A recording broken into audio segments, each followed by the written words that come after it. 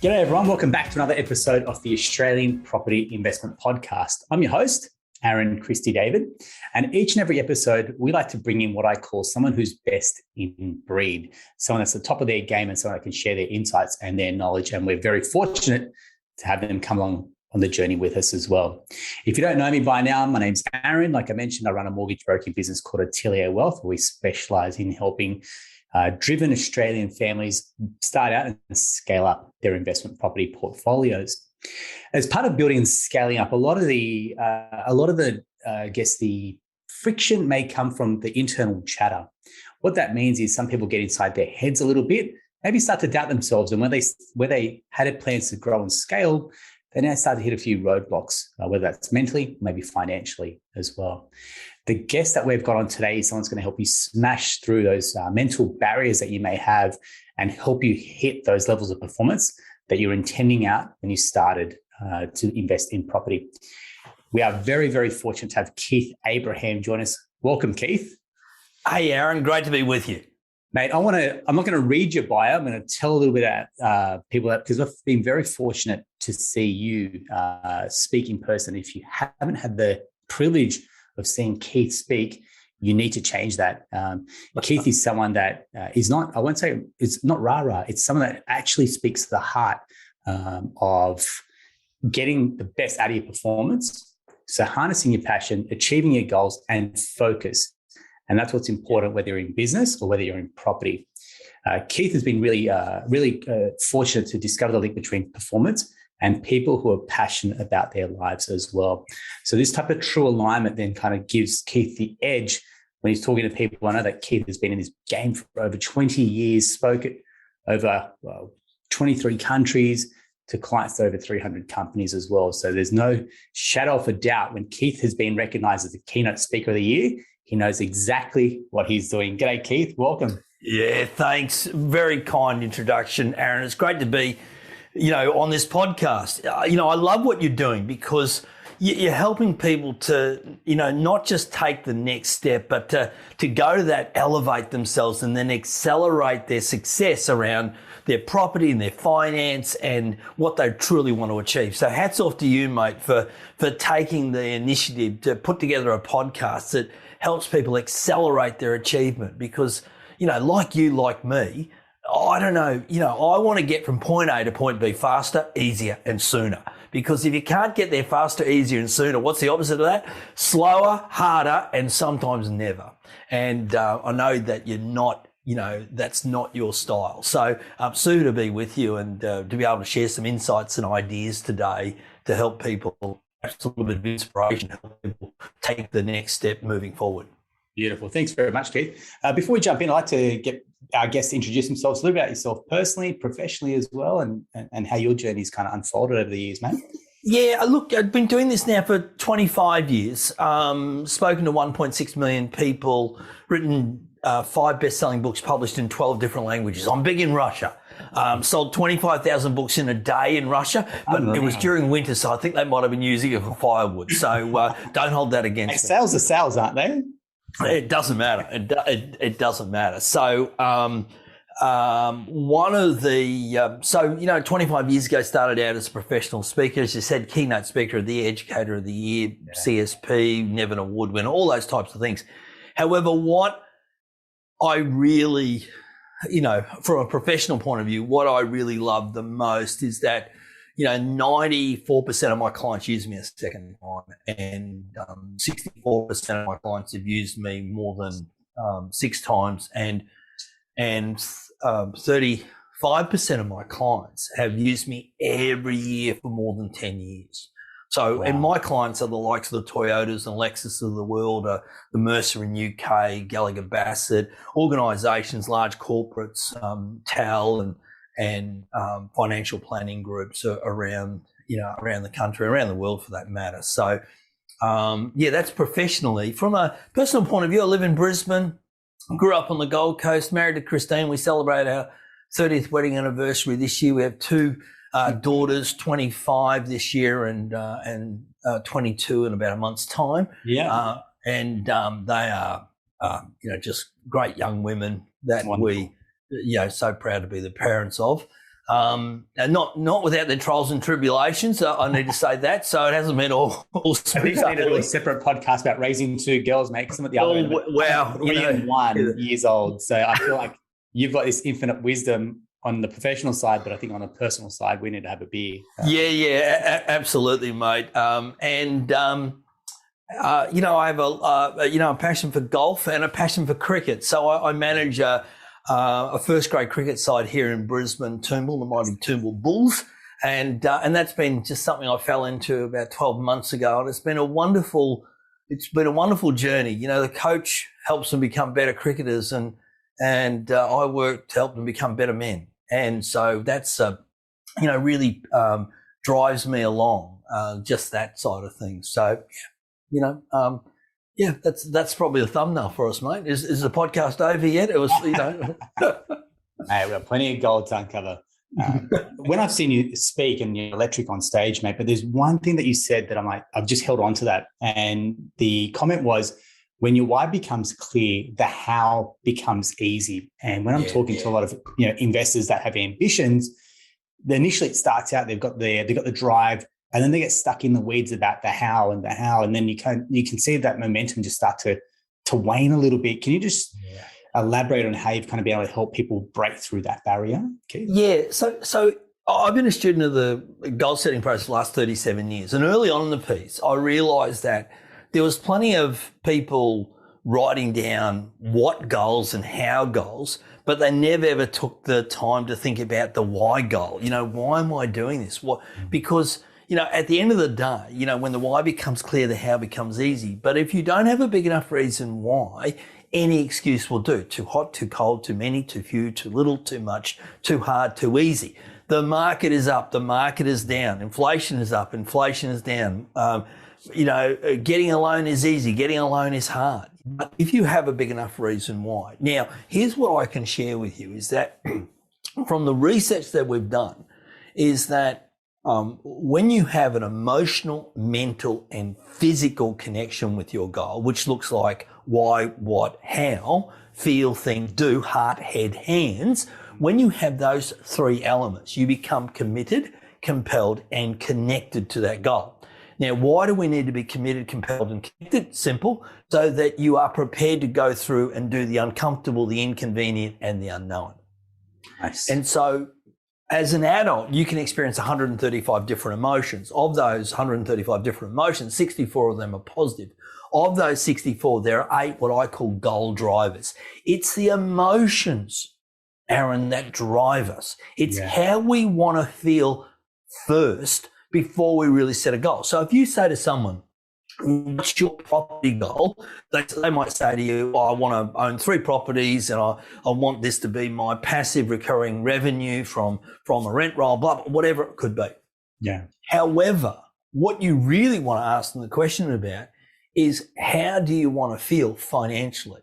And some people will say they want to feel successful. And I can share definitions around these. Some people want to feel purposeful. Some people want to feel inspired.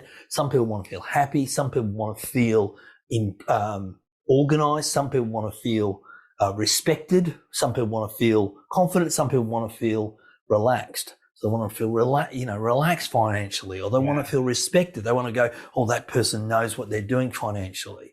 And so what we've done is we've created a different type of system around goal setting. And the primary and foundation piece of that is getting people to understand what drives them, what's their goal driver. And happy to share with some of your listeners and people watching this, a website they can go to, and they can just take 5 minutes to fill in a little questionnaire, and it pops out a 6-page report, tells them 12 insights on what's their actual goal driver, which is a really wonderful way then for them to go, okay, if I want to feel that way, then what's the financial goal I need to achieve, the property goal I need to achieve to make sure I'm feeling that way. Does that all make sense? I know it was a long explanation for a very short question. Not at all. That's exactly what we want, because when you talk about those goal drivers, and I've been very fortunate to check out your website and see your resources as well. And that to me was a real turning point when I actually looked under the hood And I feel like you need to come face to face. Like it's a real deep, hard look in the mirror about what am I doing? But most importantly, why am I doing this? And is it going to get me closer to my goals as well? Right. So yeah, I feel like vanity metrics, like having X number of properties or earning this X number, you find that people just are so become, I guess, disjointed with that outcome. That's not really why they're connected to that goal. Well, and it's easy to miss those vanity goals and then to feel that you're a failure.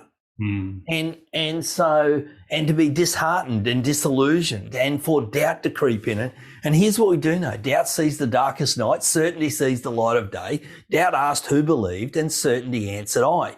So if you've got this whole position around doubt and certainty, how do you gain certainty? Clarity. Because with clarity comes certainty. With certainty comes confidence. With confidence comes consistency. And so, one of the things I say to people, the whole goal when I'm working with people is generating momentum, because momentum defeats doubt. Thank you very much, Keith.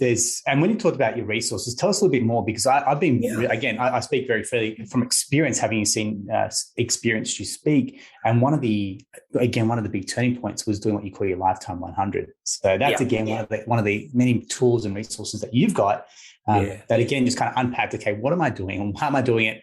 And what do I actually want to achieve in my life? It's almost like a bucket list as well, right? Yeah, 100% it is. And so if you go to Keith Abraham, I want to give two websites. Yeah. And I'll give some people. So if you go to keithabraham.com /resources, there's a few things there. Firstly, get my blog. Go to the blog, sign up for the blog. I do a video blog every week. Been doing that for the last, I don't know, 10 years now. It's been either written or video. Yeah. And so I'd recommend for people to do that. The second thing that I do is go to the resources page, and you mentioned identifying the 100 goals you want to achieve in your lifetime. Yeah. And people go, I can never do that. No. And I don't say this arrogantly, Aaron, because you've seen me present. Yeah. I can get anyone to 100 goals. Why? Because if I can ask you 25 questions, it'll stimulate enough answers to get yourself to 100. Now, I'm a realist around this. Some of the questions you'll write down nothing in, other questions you'll write down 20 things, and you will get yourself to 100. Now, the other website that I'd recommend people to go to, and is to this one, I'm going to flash it up on screen, is mygoaldriver.com. This is, so I mentioned 9 years of research. 9 years of research into how to accelerate people's performance, how to remove the roadblocks, what drives them, what's people's basic desires. And so you go and answer 10 sets of questions, takes about 5 minutes. And at the end of it comes out a 6-page report, free. And it's called Goal Driver Snapshot. And if I can do this, mate, it looks a little bit like this report here. It won't be obviously, printed out in A3, but it'll tell you what your goal driver is. It'll then tell you 12 insights. Now that people can see this really well, but it'll tell you what your goal driver is, what your avatar is around goal setting, what you're driven to become, what you desire to become, how others describe you, what's your greatest, what you most like, what's the best mindset for you. There are 8 mindsets. Greatest fear, what happens when you get frustrated, what you need to stop doing, what you like to do, how to remove the roadblocks. And so when you log on and do that, you get an insight into what drives you. And the beautiful part about the My Goal Driver is there's 5 different sections there, so people can do it for financial, they can do it for their health and well-being, they can do it for their personal goals, professional goals, they can do it for their for their career, whatever it might be. So so they're the 2 best resources for people to access, and they're free, very expensive, they're free. Yeah, the challenge sometimes with free is that not that people don't value it enough, it's like there's a free resource and I'll get to it later. Whereas the action takers, we always speak very openly about action takers. We'll put the links for Keith's websites there as well into the show notes. But like any high performer or any driven performer is going to take action, get onto it straight away, and then take time, grab a coffee, grab a wine, read through that report and kind of digest it and let it sink in a little bit. Because I think when I've revisited it, I'm like, yeah. So, and sometimes it's a place in your life where you are at that stage, and that can kind of turn a little bit depending on your life cycle as well, right? Well, here's what I say, Aaron, is that I don't know about anybody else, but I want an unfair competitive advantage over myself.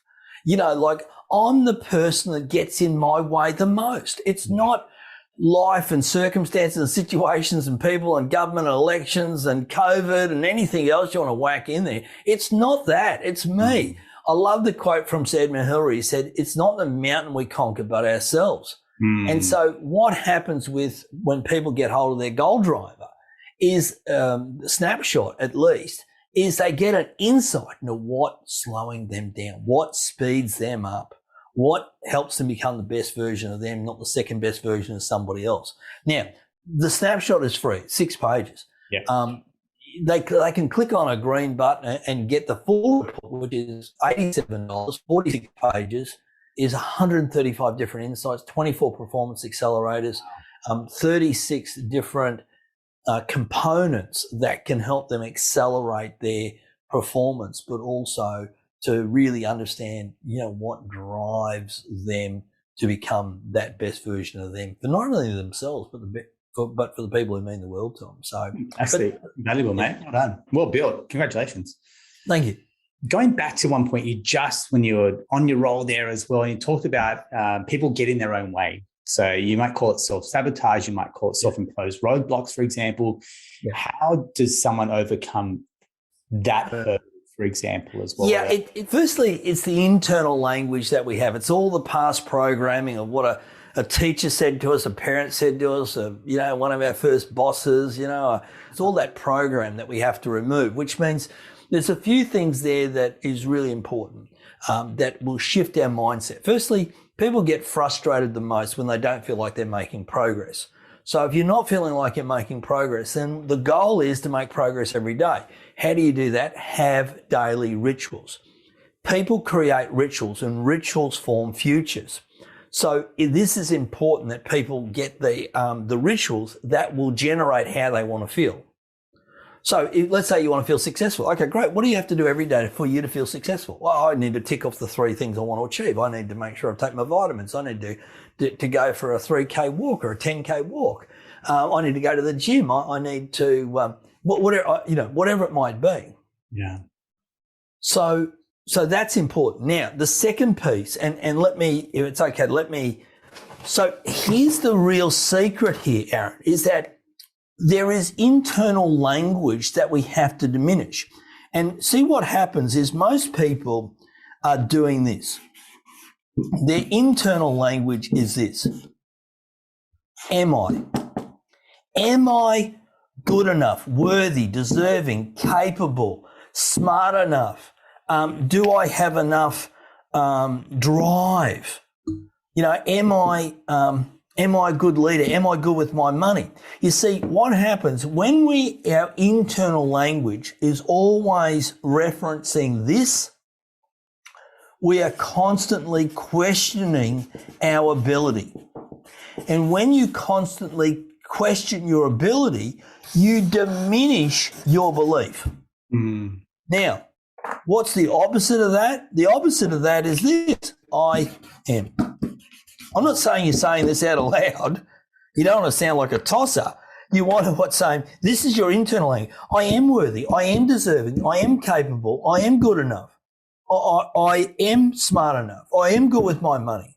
And when you are using that type of language, you are affirming. And what does that do? That enhances your belief.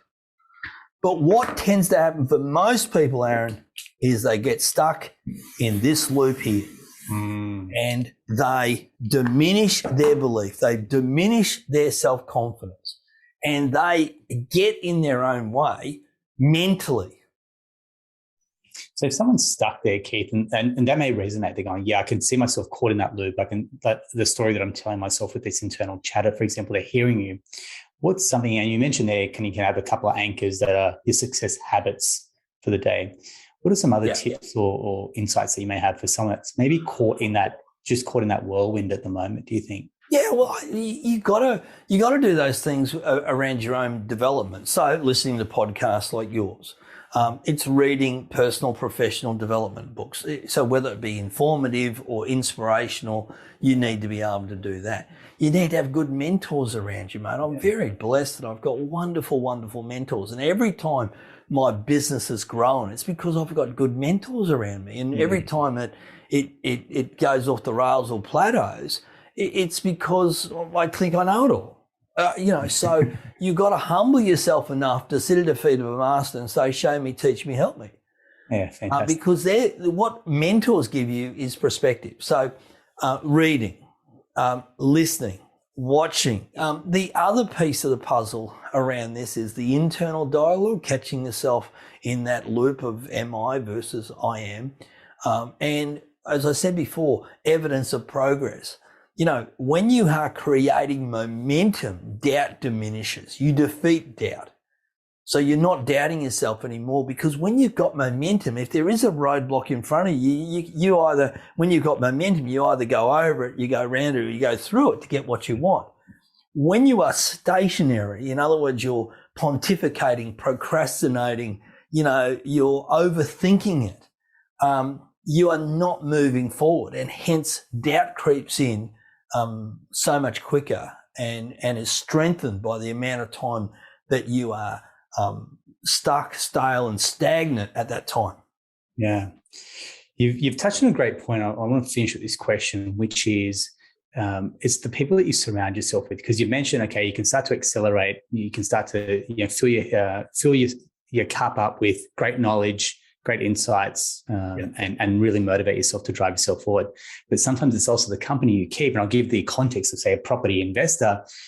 Oh, I should be buying. Like, this is not a great time. And it's all this noise that kind of comes at you from the people around you. And sometimes you value their opinion because it might be a friend, a parent, a close colleague, for example, someone that you look up to, and they're getting in your head a little bit. So how do you shut out that noise? Because you love them, but you're running your own race. So how does that? Yeah, look, the thing there is, look, most people who are giving you advice are doing it from a full heart. Yeah. The challenge is that they're not coming from a level of expertise or experience. So they're doing, with the right intention. You get advice from, let's say, Uncle Larry. Uncle Larry bought a property, 30 years ago because he got an inheritance, and now he's the greatest property investor known since mankind. That property, I bought it for, 100,000, it's now, 1.1 million. Well, Larry, blind Freddie could have done that, and all of a sudden they think they're a guru in the property market. Yeah. I think you've always got to say, you always got to say, either verbally or internally, thanks for sharing. And go, but I've got someone who is an expert, an authority. Whoever you listen to has got to be that authority, that expert, and is spending the time, the energy on a consistent, regular, full-time basis. That's what you're looking for. Awesome. And it doesn't matter if you're, I don't know, trying to be a professional cricketer. I've got a few guys that I mentor around that. Not that I've been a professional cricketer. I don't talk to them about cricket. I just talk to them about this 6 inches here. I just talk to them about the real estate upstairs. They've got great coaches who are first-class cricketers that are coaching them on their skills or whatever. And I think that's the challenge in the marketplace is there is so much content out there, and you've got so many. I even look in my own industry. I think it's actually very relevant, because sometimes you are their product. So instead of the knowledge being their product, it's like they're selling to you. And that's we see that in the property space very often. There's spruikers, or there's real good property mentors or advocates as well, versus you're going into their sales funnel, versus they actually want your success is their success, really. Yeah. You just, with anybody, you just got to always do your research. How many properties they got? I don't have any. Oh, wow. And you're teaching people about property. Wow. Oh, wow. You know what I mean? Yeah. So, yeah. Keith, thank you very much. You've been not only generous with your time, but your energy and also your insights. And I want to say from the bottom of my heart, I want to say thank you very much, because I know this episode, while it's not, and this is a challenge as well, it's not property specific, this is the area that a lot of investors need to kind of invest more in. The property will take care of itself. The property will grow and appreciate. It's your knowledge, it's your insights, it's your self-confidence and self-awareness. That's the long game, and that's the way the capital growth really is. It's in yourself, because you are that capital. Yeah. And you're always the vehicle, mate. You know, at the end of the day, you know, the market can come up, the market can come down, but you're the vehicle, you know, so, you know, what you do. I love that quote, Aaron. You know, if you don't invest time, energy and money in yourself, you're a poor judge of a good investment. Yeah, well said. And you know, because if you don't do it, who's going to do it? And, you know, the speed of, you know, the quote from Lee Iacocca was the speed of your business is, the speed of the business is the speed of its leaders. Yes. And I think you take that with life. You know, the speed of your life is the speed of you. If you're changing, developing, your life changes and develops at a faster pace as well. Well said. Keith, it's been fantastic. I'm going to walk away on a high from this, and I hope our listeners will too. So if people want to reach out to yourself, Keith, we mentioned you've got your website there, keithabraham.com/resources. We'll make sure we include all the links. People can follow you on their socials as well, kind of keep filling up their cup with all the good stuff that you're putting out, the blogs that you mentioned as well, and be able to follow those resources and access it as well. So I want to say thank you so much for your generosity. I know you give abundantly, and you'll get back abundantly as well for what you're putting out. So thank you so much. Really appreciate it. Thanks, Aaron, for the opportunity. All the best, buddy. Thanks, mate. That's a wrap for another episode of the Australian Property Investment Podcast. If you found that helpful, please give us a thumbs up, subscribe, like, or give us a comment. And we'll catch you on the flip side. Thanks very much.